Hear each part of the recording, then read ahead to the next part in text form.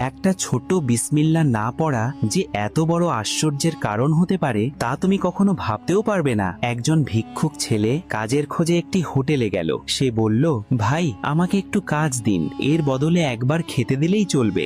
দোকানদার ছেলেটার কথা শুনে রাজি হয়ে গেলেন। ছেলেটি দোকানে কাজ শুরু করলো। কিছুক্ষণ পর খাওয়ার সময় এলো। খাবার দেখে ছেলেটি খুব খুশি হয়ে গেল।